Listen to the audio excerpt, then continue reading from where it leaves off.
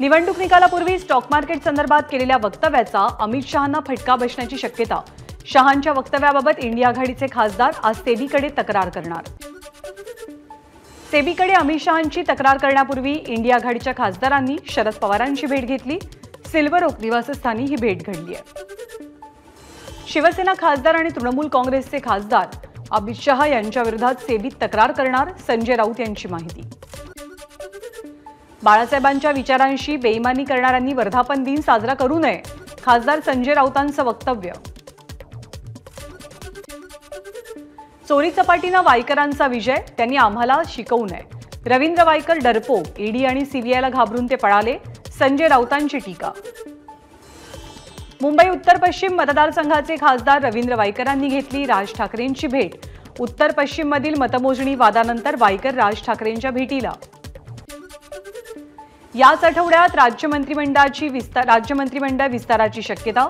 मुख्यमंत्री एकनाथ शिंदेंच्या वर्षा निवासस्थानी पार पडलेल्या बैठकीत मंत्रिमंडळ विस्ताराविषयी चर्चा झाल्याची माहिती।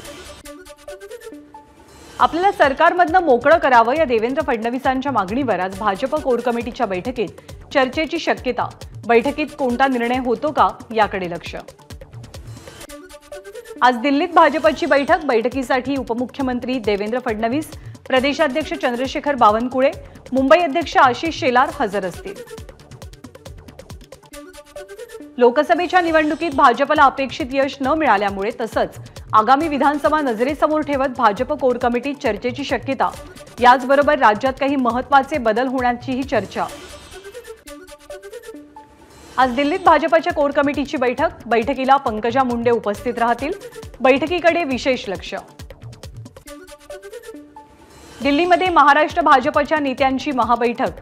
भाजपच्या आजच्या बैठकीत नेत्यांना कोणता कानमिंत्र मिळतो याची उत्सुकता। विधान परिषदेतील 12 आमदारांच्या रखडलेल्या नियुक्तीसंदर्भात उच्च न्यायालयामध्ये आज सुनावणी।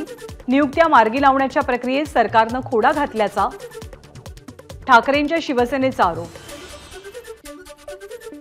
सध्याच्या सरकारची निर्मिती शहरी नक्षलवाद आहे। मोदी, शहा आणि फडणवीस यांचा दहशतवाद आणि नक्षलवाद यात अंतर नाही।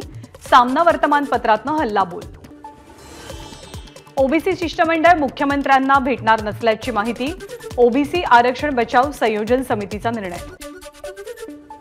मंत्री छगन भुजबळांनी आता वेगळा निर्णय घ्यावा, समता परिषदेची मागणी। याबद्दल भुजबळ कोणती भूमिका घेतात याकडे लक्ष। अकोल्यात काँग्रेस कार्यकर्त्यानं नाना पटोलेंचे चिखलानं माखलेले पाय धुतल्याचा व्हिडिओ समोर, पण कार्यकर्त्याच्या कृतीमुळे नाना पटोले वादाच्या भोवऱ्यात अडकण्याची शक्यता।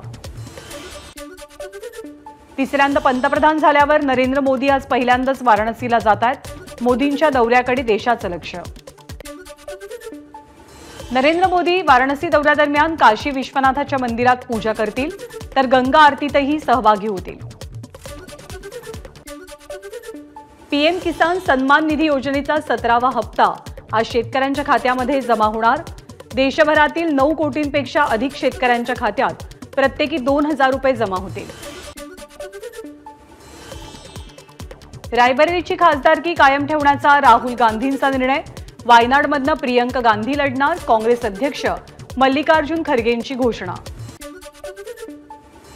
प्रियंका गांधी पहिल्यांदाच निवडणुकीच्या रिंगणात। काँग्रेस कार्यकर्त्यांची अनेक वर्षांपासूनची मागणी अखेरीस पूर्ण। रायबरेली की वायनाड या प्रश्नाचं उत्तर शोधणं सोपं नव्हतं। खासदार राहुल गांधींची प्रतिक्रिया। अधूनमधून वायनाडला भेट देत राहणार राहुल गांधींची माहिती। पहिल्यांदाच निवडणुकीच्या रिंगणात उतरणाऱ्या प्रियंका गांधींना राहुल गांधींकडून शुभेच्छा। पत्रकार परिषदेनंतर भावानं बहिणीला आलिंगन देत या शुभेच्छा दिल्या। एबीपी माझा, उघडा डोळे बघा नीट।